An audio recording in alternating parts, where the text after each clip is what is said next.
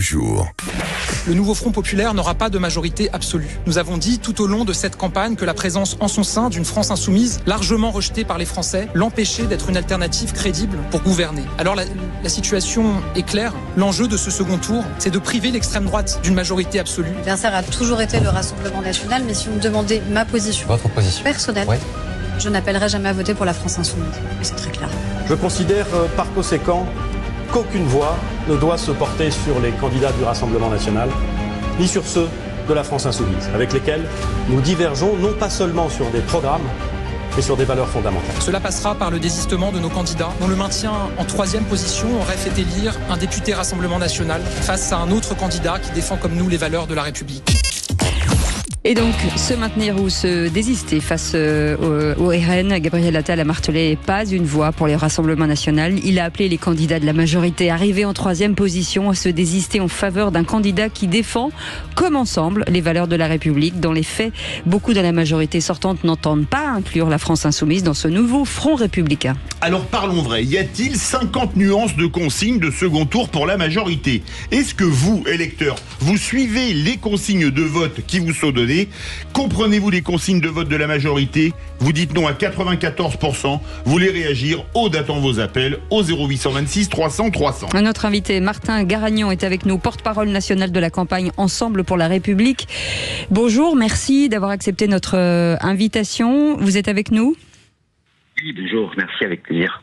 Vous ne bougez pas. Petit tour de table avant de reprendre avec vous, Philippe Bilger, ces consignes de vote de la majorité. Je sais qu'il faut aller rapidement, ma chère Cécile, Philippe. En soi, je ne suis pas emballé par les... comment dirais-je ? Par la volonté de troubler le jeu naturel d'élections législatives. Je préférerais, dans un monde idéal, qu'on laisse à faire et que, en réalité, les gens qui peuvent se maintenir se maintiennent et que la transparence fût totale. J'entends bien aujourd'hui que, compte tenu de l'emprise du Rassemblement national sur un pouvoir aux portes duquel il est peut-être, on veuille faire des manœuvres qui consistaient pour la gauche, et on vient de le dire, à respecter le désistement en faveur du candidat non Rassemblement national le mieux placé, et pour la droite républicaine, j'ai cru le comprendre, d'inciter à ne voter ni pour le RN, ni pour l'extrême gauche, ce qui me paraît une solution tout à fait souhaitable. Selon Raymond Aron, il faut toujours préférer le préférable au détestable. Nicolas Corrado. Si l'on considère, comme je le fais et comme d'autres Français le font avec moi, que le Rassemblement national est un parti d'extrême droite qui met en péril la République, alors il faut que la consigne soit claire. Si on considère que le Rassemblement national n'est pas un parti d'extrême droite qui n'est pas dangereux pour la République, alors on peut laisser les partis s'arranger avec la chose électorale. Mais si on est sur la première hypothèse, il faut être clair. L'acte de naissance du macronisme en France, c'est le barrage face à Marine Le Pen en 2017 et en 2022. Ce barrage-là, nous l'avons fait à gauche. Il est aujourd'hui temps que les macronistes rendent l'appareil à la République. C'est ce que nous disons à gauche et c'est ce que nous attendons. Parce que sinon, le macronisme n'aura été non plus simplement qu'une illusion, mais un mensonge proféré à la face des millions de Français qui, en 2017 et en 2022, au second tour, ont voté pour Emmanuel Macron. Luc Gras. Alors, tendanciellement, il faut voir que les études montrent que les reports de voix se font de plus en plus mal. Donc la tendance, c'est vraiment que les électeurs sont libres de leur vote et les consignes de vote ne fonctionnent plus. Premier point. Deuxième point, c'est amusant parce que cette campagne fait émerger de nouveaux termes. La tambouille politique, la popole. Alors c'est marrant parce que c'est Édouard Philippe qui a sorti le premier ce mot-là et maintenant c'est repris par Jordan Bardella qui est peut-être en voie de normalisation. Il y a aussi le mot, les combinations comme disait Philippe tout à l'heure. Vous voyez, on a tout ça. Troisième point, je crois que l'épouvantail de dire que le Rassemblement national, c'est l'extrême droite, ne fonctionne plus. Et donc, à partir de là, il faut arrêter. Si les gens veulent être critiques, comme vous l'êtes, cher ami, du Rassemblement national, attaquer au cœur du sujet. Le programme, la compétence. Il y a deux sujets qui préoccupent les Français, c'est l'immigration et le pouvoir d'achat.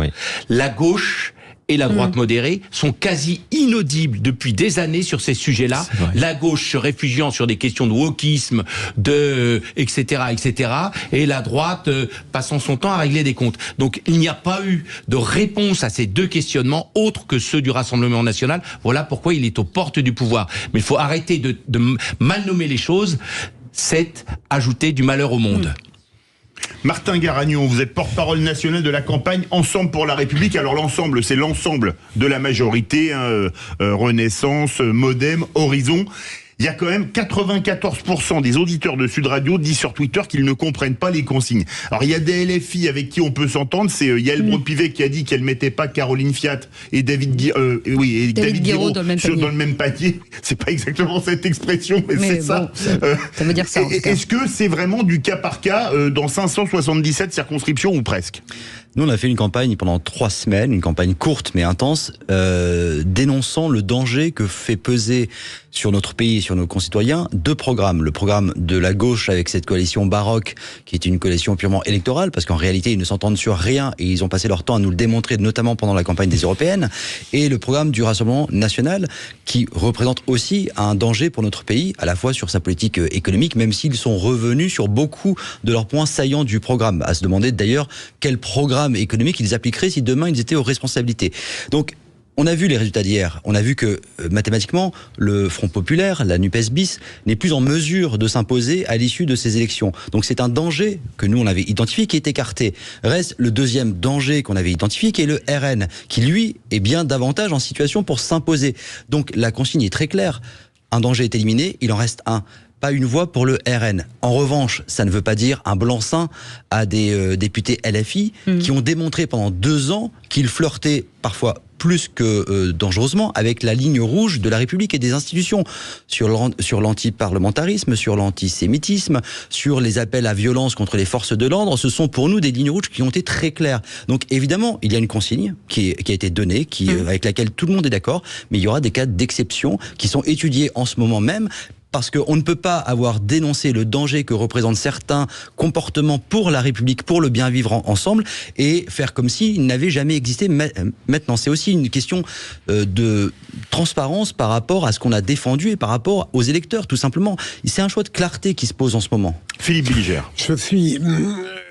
Je vais faire une intervention très courte qui est destinée aussi bien à mon ami de gauche qu'à mon chroniqueur du centre. Il y a 2 choses qui me perturbent dans l'argumentation qui vient d'être développée. La première, c'est que j'ai l'impression qu'on continue en permanence à qualifier le Rassemblement national comme il l'était hier sous l'égide du père, en oubliant que la fille l'a transformé. J'ai entendu beaucoup de répliques, mais je n'ai jamais entendu quelque chose qui m'a totalement convaincu sur l'obligation de le considérer comme non républicain. Et deuxième élément, monsieur le député, si vous le permettez... Non, mais il n'est pas député. Non, mais j'espère... J'espère pas de l'être. Je vous le souhaite, comme vous êtes infiniment sympathique. Monsieur le Président, allez-y. Je suis frappé de voir à quel point cette volonté de faire pièce au Rassemblement national oublie tout de même une chose capitale de mon point de vue, c'est que c'est Emmanuel Macron qui l'a fait monter par sa faiblesse et par sa politique. Et sa dissolution. Si je peux me permettre de répondre rapidement à votre propos, j'apprécie toujours vos analyses, mais néanmoins le Rassemblement national, ça fait plus de 40 ans qu'il monte élection après élection, et que le seul argument qui a été opposé à cette montée, c'est l'argument moral, contre lequel moi je m'insurge un petit peu, parce que c'est un argument qui est éculé, qui démontre son inefficacité. Moi je fais partie de ceux qui considèrent que la posture morale, on peut tout à fait l'avoir et rester dans une sorte de confort intellectuel, de stigmatiser les millions de Français qui sont des fascistes et des racistes en puissance. Moi, je ne considère pas que la totalité des électeurs de Marine Le Pen sont des fascistes et des racistes. Je pense que ce sont des gens qui, pour certains, expriment une forme de colère, de désespoir, qu'on n'a pas su écouter, peut-être. En tout cas, ce qui est sûr, c'est qu'on n'a pas su répondre à leurs préoccupations du quotidien, sinon ils ne se dirigeraient pas vers ce vote-là. Néanmoins, vous pouvez me dire, et je vous rejoins en partie, que le parti de Marine Le Pen a évolué depuis l'époque du FN de Jean-Marie Le Pen, mais néanmoins on peut pas faire quand même abstraction. Je vous prends la dernière polémique en cours sur les binationaux. les binationaux, quand vous avez très clairement sur la table une proposition qui vise à stigmatiser une partie de nos concitoyens, vous voyez bien qu'il y a quand même quelque chose qui ne s'inscrit pas tout à fait dans l'ordre de la République. Eh bien, soyez cohérents, on comprend rien à ce que vous nous racontez, pardon monsieur. Vous nous racontez une chose et son contraire. Vous êtes dans une posture de facilité de votre côté. Pour une raison simple, c'est que vous appelez à voter pour un camp qui est homogène, ce qui n'est pas votre cas dans cette alliance qui est totalement hétérogène. Ce que vous voulez, moi je ne suis pas dans une posture, mais nos choix sont clairs. Les vôtres ne le sont pas. Vous nous déroulez un argument sophiste depuis 20 minutes qui ne parvient pas, et on voit le temps que ça vous prend, qui ne parvient pas à nous convaincre que vos choix sont clairs.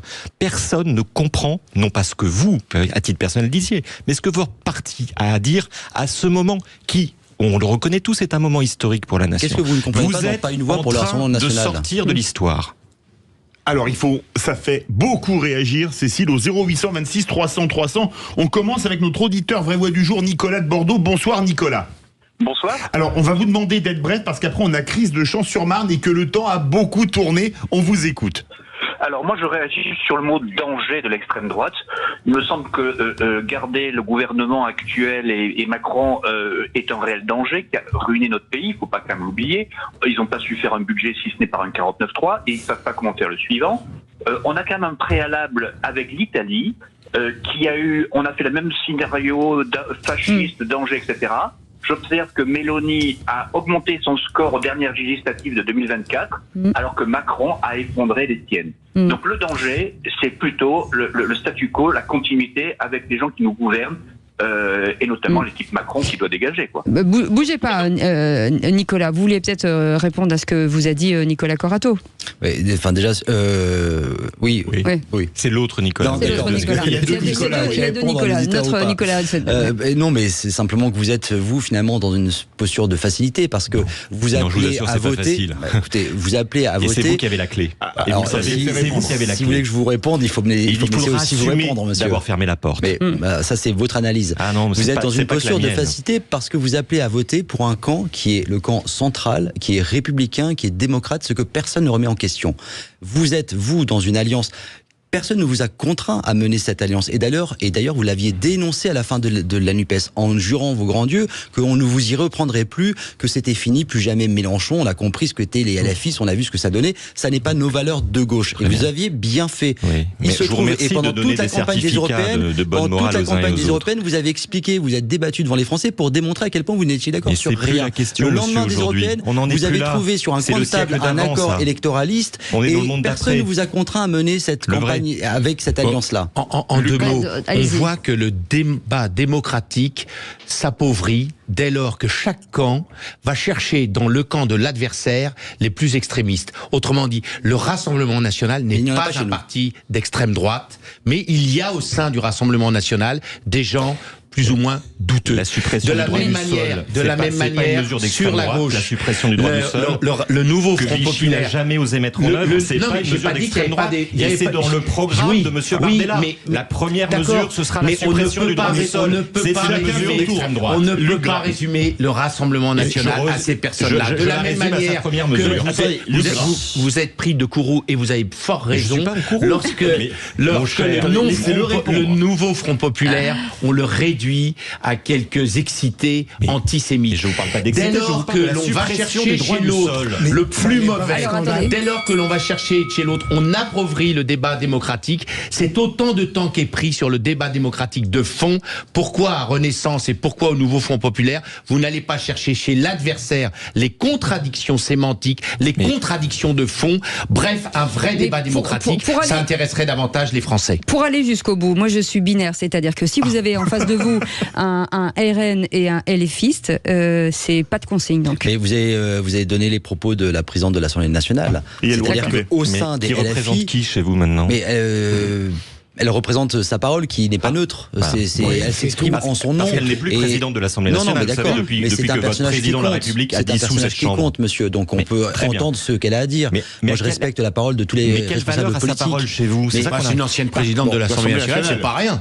par rapport à celle de Clément Beaune ou de Gabriel Attal, qui est Premier ministre. Lui, on exerce. Mais ils ont tous le droit de s'exprimer. Et chef de l'opposition qui dit exactement le contraire. Non, ce que vous voulez dire, c'est qu'elle n'est pas la reprendre la déclaration de Gabriel Attal hier à Matignon, qui a très clairement dit pas une voix pour le RN. Il faudra se désister en faveur des candidats qui, j'ai plus la formation exacte, mais qui respectent la République et la démocratie et les institutions. Et les valeurs de la République. Et les valeurs de la République. Ce qui n'a pas été le cas de certains membres de LFI avec lesquels vous êtes alliés. Et vous l'avez reconnu d'ailleurs. Vous l'avez reconnu. Oui. Il y a chacun, en fait, c'est assez simple. Chacun retourne dans son lit d'origine, dans la famille Renaissance. Je ne suis pas sûr que la gauche soit et ceux de la Ne gauche vont à parlez gauche. pas de lit devant Philippe David. Les amis, C'est la dissolution du macronisme. Pour détendre l'atmosphère. Et malheureusement, au-delà de ça, une forme de dissolution morale de notre citoyenneté, de notre République. Eh ben merci. Bravo, Merci beaucoup Martin Garagnon d'avoir été avec nous, porte-parole national de la campagne Ensemble pour la République. Moi je vous propose quelque chose, je vous propose